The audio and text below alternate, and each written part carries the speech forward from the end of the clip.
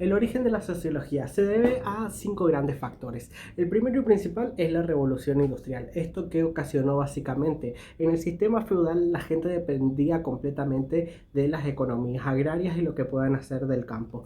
En ese sentido, lo que produce la revolución industrial es que se creen grandes fábricas con grandes maquinarias, armatostes y demás. ¿Qué es lo que ocurre? Sucede lo que se conoce como el éxodo del campo, en el sentido de que mucha de la gente que vivía y cultivaba la tierra pasa a ir a las fábricas a trabajar de forma manual en sus trabajos. Esto de alguna manera generó la creación de las ciudades, produjo el segundo factor que son las migraciones masivas y los cambios demográficos. Imagínense que de repente una persona que vivía toda su vida y lo ordenaba en torno al trabajo rural, de repente debía cumplir tiempos, tener otra forma de organizarse, otras formas de dormir, otras formas de comer, otras formas de vivir su vida, de reestructurar sus familias en base a las fábricas. Lo que ocurrió y posibilitó también esta revolución industrial de alguna manera, si se quiere, es producir cambios políticos. Entre ellos la Revolución Francesa, que básicamente el sistema feudal era una pirámide en la cual en el antiguo régimen estaba el rey, estaban sus monarcas, entendiéndose a los nobles como duques, marqueses y demás con sus vasallos, el clero que representaba a la iglesia en todos sus estratos y por último el campesinado o el pueblo llano que con el tiempo pasaron a ser burgueses, pequeños artesanos y después se convirtieron en grandes fabricantes y mercaderes que destruyeron ese antiguo régimen en el cual un rey gobernaba, lo cual produjo otras formas de tener un estado, otras formas de organizar un ejército, otras formas de vivir la vida. El quinto factor es justamente el pensamiento ilustrado, que es el que posibilitó esta revolución francesa de alguna manera, si quiere, con pensadores como Descartes, Kant, eh, los cuales de alguna manera Kant en su frase dice sapere aude, que significa atrévete a pensar por ti mismo, es decir, independientemente del control del que tenía la iglesia, los monarcas y demás, Kant en ese contexto dice aprendamos a pensar por nosotros mismos, aprendamos a cuestionar las cosas. Y el quinto factor, de alguna manera, si se quiere, son los conflictos sociales que empezaron a existir, porque esta revolución industrial trajo consigo, si se quiere, de alguna manera, mucha desigualdad. La clase social de la burguesía comenzó a tener un gran conflicto con lo que se conoce como el proletariado y demás. Entonces, de alguna forma, se produjo una serie de conflictos sociales, lo que posteriormente Durkheim llamaría anomia. Entre los grandes sociólogos, si se quiere, que podemos encontrar, el primero es Augusto Comte, que fue quien acuñó el concepto de sociología. Después nos encontramos a Karl Marx, que él en sí no habla de la sociología, no quiso escribir sociología, sus escritos apuntaban a otra cosa, sin embargo se lo reconoce porque hizo una descripción tanto del sistema económico como del sistema social y de los conflictos que estaban circundando en ese momento con un análisis tan delicado, tan detallista, que se lo retoma.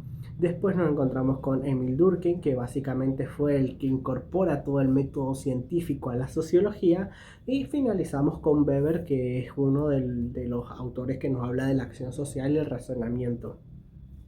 La sociología a grandes rasgos estudia los hechos sociales que son externos a nosotros, pero en sí, ¿qué es un hecho social? Un hecho social es cualquier cosa que genera un impacto en el tejido de la sociedad de alguna manera. En un principio los hechos sociales se podían considerar como cuestiones bastante grandes, una revolución, un cambio en la demografía y demás, pero con el tiempo se empezó a estudiar cuestiones más cotidianas como hechos sociales, pero descubriendo el origen del porqué los mismos. Entre eso nos encontramos con la socialización. ¿Por qué de alguna manera comenzamos a estudiar los procesos de socialización? Motivo número uno. Comienza a aparecer nuevos sujetos sociales, entre ellos que son nuevos y no tan nuevos. Es decir, el niño como tal, como lo percibimos como un niño, es un invento bastante moderno, es a partir de mediados del siglo XX. Cuando se producen los derechos del niño, fíjense que son recién en el 1959. Es decir, cuando los derechos del hombre y del ciudadano ya datan del 1800, es decir, tardamos unos 150 años en promulgar los derechos del niño y también por esa fecha el de las mujeres. De alguna manera el niño era visto como un mini adulto, por ende participaba de la vida adulta. El trabajo infantil totalmente normal que los chicos fumen, tomen alcohol, se inicien en cierta vida adulta, era totalmente normal también. Eh, y después aparece otro sujeto social que es el joven. El joven entendido no como una adolescencia que en el términos de pubertad, que son los cambios físicos, anímicos, psicológicos y biológicos que tienen los jóvenes, sino el joven como un agente social distinto del adulto y del niño, con su propia música, su propia vestimenta, sus propios sentires, sus propios pesares. La aparición de estos dos grandes sujetos de alguna manera impulsó a autores a decir: ¿qué es la socialización? ¿Quiénes socializamos? ¿Por qué socializamos? Resumiendo las ideas de Arnett, McCoy, Grusin y Hastings, ellos nos dicen que en términos sociales la socialización es un proceso en el cual los individuos incorporan normas, roles, valores, actitudes, creencias a partir de un contexto sociohistórico, geográfico, político, cultural particular, y que justamente se encuentran insertos a través de diversos agentes de socialización, como lo pueden ser medios de comunicación, como lo puede ser la familia, como lo puede ser un grupo de pares, como lo pueden ser instituciones educativas, religiosas, recreacionales, entre otras. De alguna manera, Martins nos va a decir que este proceso de socialización es un objeto completamente complejo y está asociado a ideales de cooperación, de pacifismo y de valores cívicos, una visión bastante idealista.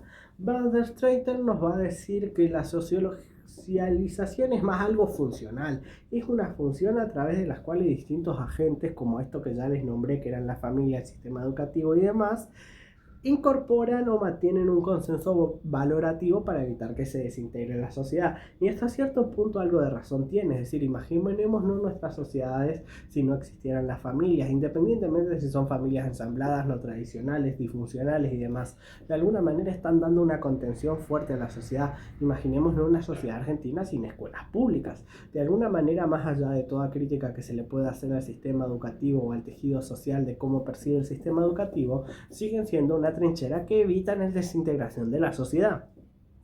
Arnett, respecto a esta mirada, nos va a decir que, bueno, independientemente de la cultura, del espacio geográfico y de las distintas clases sociales, la socialización tiene tres grandes fines. Uno es el control de los impulsos, esto que evita que actuemos como animales por instinto, sino que actuemos bajo normas y consensos sociales. La preparación para roles de ocupación, es decir, de alguna manera el sistema educativo a través del sistema de horarios, cumplimiento, la realización de tareas, la incorporación de culturas, valores y tal, y de alguna manera nos está preparando para una vida laboral. Nuestras familias en nuestra casa, las enseñanzas modales, nos están preparando para una vida fuera de las puertas de nuestras casas. El último factor importante en los procesos de socialización es la internalización del sentido, de pensar que nuestra vida y el ser humano por naturaleza es un animal social. No puede vivir aislado en una burbuja en medio de la nada, en algún momento tiene que vincularse con alguien. Berger y Luckman nos van a decir, van a complejizar un poco esta mirada. Ellos van a decir que hay una socialización primaria, es decir, hay un mundo objetivo construido por otros significativos, es decir, la socialización primaria en este mundo objetivo, digamos, y los otros significativos serían la familia principalmente. Ellos son quienes de alguna manera nos están adentrando por primera vez al mundo social, ya sean padres, madres, hermanos, tíos, abuelas, primos, etcétera, como esté compuesta la familia, si es incluso un internado o algo, los compañeros de internado, las institutrices, no importa, esas primeras personas en nuestros primeros años de vida que nos enseñan cómo es el mundo, es nuestra socialización primaria. La socialización secundaria ya es un proceso más complejo porque ese es donde nos ocupamos de nuevos roles, es donde conocemos los submundos que hay por ahí y que pueden ser similares o no al nuestro, o los submundos institucionales de la estructura social. Es cuando ya asistimos a la escuela, es cuando asistimos a algún club de deportes, cuando frecuentamos amigos, plazas, espacios públicos y demás. Ya es otro tipo de socialización donde conocemos otras personas que no necesariamente están criadas bajo el mismo paraguas que nosotros.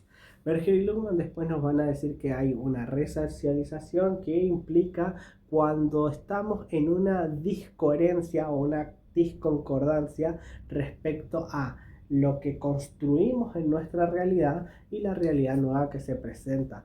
Básicamente nos quieren decir es no adaptarnos a nuevas normas o nuevos valores sociales. Retomemos un poco el ejemplo del principio. Hay gente que cuando se declararon los derechos del niño y se los empezó a considerar personas y que no tenían que trabajar en las fábricas, hay gente que no lo aceptaba para nada, justamente porque le podían pagar mucho menos o porque había trabajos específicos como limpiar chimeneas o meterse dentro de las máquinas que eran particulares para niños. Pero justamente es esa cuestión la que muchas personas hizo que se resistan y demás. Es decir, no hicieron un proceso de resocialización para entender que el mundo es distinto. Y así con muchos otros cambios sociales. Después de la socialización hay una cuestión muy importante porque ya estuvimos estudiando, bueno, cómo nos vinculamos las personas, cómo nos relacionamos, la manera en la que incorporamos reglas, normas y demás, los agentes de socialización, pero nos estamos olvidando algo particular, en donde socializamos. Instituciones y organizaciones. Las instituciones se las puede definir como una especie de sinónimo de regularidad social. ¿Qué quiere decir esto? Que de alguna manera aluden a normas, a leyes, estén escritas o no, estén implícitas o no, pero que representan valores sociales y pautan, definen comportamientos y delimitan bien lo que se puede o no se puede hacer sus individuos o los grupos que las integran. Todos conocemos este tipo de instituciones, por más caóticas que sean, por más simples que sean, por más que tengan muy pocos miembros, por más de que no haya muchos grupos coexistentes, por más de que sus funciones no sean muchas, todo el mundo conoce cualquier institución en la cual tienen normas básicas, ya sean con la vestimenta, con el comportamiento de sus individuos, con las normas a la hora de expresarse, etcétera, etcétera, etcétera. Después hay instituciones como un establecimiento, si se quiere, lo cual alude a algo que tiene una función más especializada, en un espacio propio, en un edificio propio, y que hay personas que son responsables del cumplimiento de determinadas acciones y tareas dentro de ese sistema. Acá ya vemos una definición mucho más compleja, digamos, y comienza a haber una idea esta de interrelaciones, una idea de sistemas, lo cual lo recuperaremos después con Schlemenson, pero que de alguna manera ya comienza a complejizarse un poco la visión que tenemos de los espacios que habitamos. La última definición de institución es una que está muy ligada al mundo de lo simbólico, al mundo de los significados, a una parte que es consciente pero también inconsciente en el sujeto de por qué la orientamos de esa manera. Por ejemplo, si ponemos un logo de esta índole, sabemos que estamos hablando de salud. O si ponemos un logo de esta índole, sabemos que es de seguridad, así como diversas formas del mundo de lo simbólico que nos están transmitiendo algo de una institución por justamente cómo ya lo tenemos incorporado mentalmente. Esas son las tres grandes definiciones de lo que es una institución, es decir, la podemos ver como una regularidad social, la podemos ver más como un establecimiento o la podemos ver más como lo simbólico. Cabe destacar que las tres no batallan ni pelean entre sí, sino que de alguna manera incluso son complementarias, porque por ejemplo, una institución como lo es un club de fútbol puede ser sí una regularidad social, que tenga normas, que tenga leyes, porque el fútbol es un deporte y se juega con normas. Uno no puede agarrar una pelota con la mano y meter un gol, no puede golpear a alguien del otro equipo intencionalmente con violencia y demás. También es un establecimiento en el sentido que tienen canchas, que tienen edificios, que tienen personal, que tiene sus normas, etcétera, etcétera, etcétera. Y también tiene algo del mundo de lo simbólico que produce en sus fanáticos cierta alegría o cierta pasión.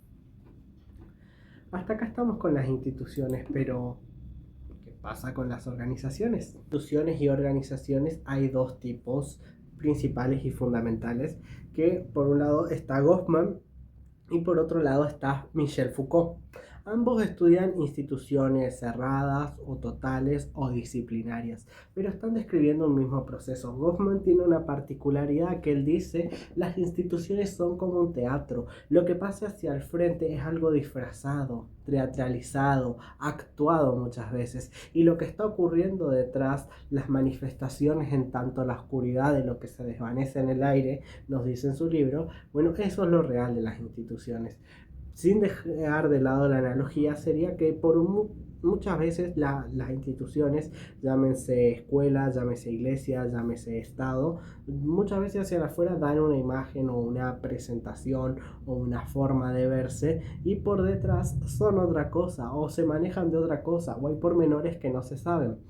Goffman en un momento dice: instituciones totales o cerradas son aquellas las cuales coaccionan a sus miembros, no permiten contacto con el exterior, se manejan de forma muy endogámica, teniendo todos una misma ápice, una misma forma de comportarse, siendo sancionados si se vinculan más allá de lo que la organización o la institución les está permitiendo. Por otro lado, nos va a decir Michel Foucault, hay instituciones que son disciplinarias, las cuales tienen un panóptico, es decir, en el centro de la institución hay un ojo que todo lo ve, alguien que lo está vigilando constantemente.